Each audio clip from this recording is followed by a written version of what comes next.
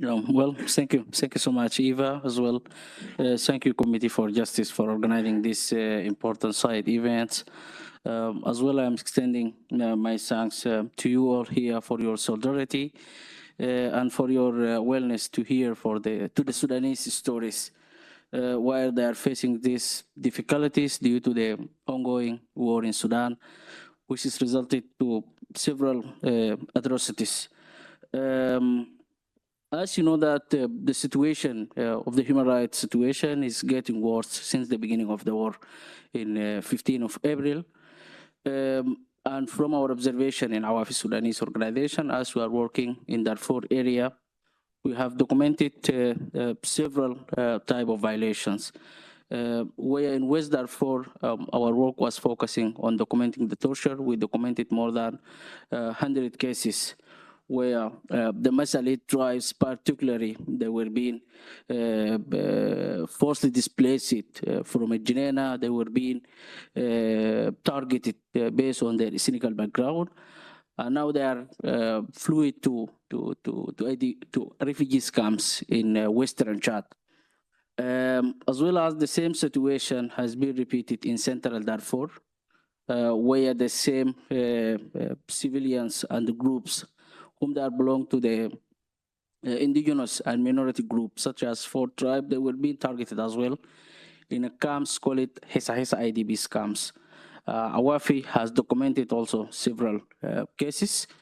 And now we are carrying also some investigations under the Article 15, where we are following with the different accountability mechanisms such as ICC and other African mechanisms. Also, from our observation, the situation now in Al-Fashir is getting worse, where it's been under the siege since the May 2023.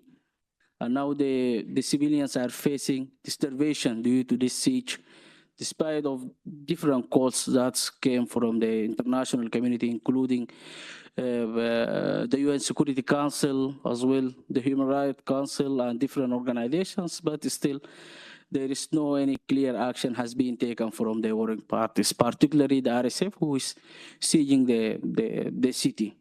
Where now people that are dying from this starvation as well, they were being targeted.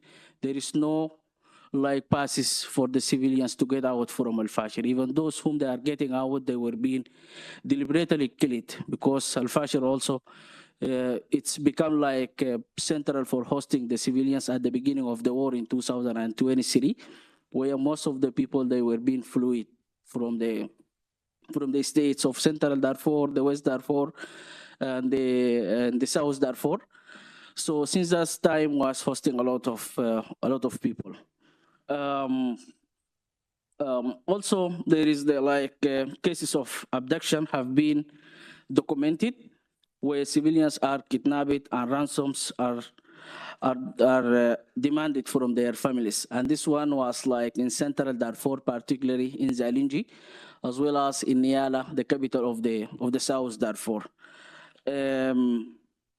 And here I think also there is directly targeting of the civilians and the human rights, particularly, whom they are on front line. This from our documentations and from the reports that came from our fields coordinator and fields monitor.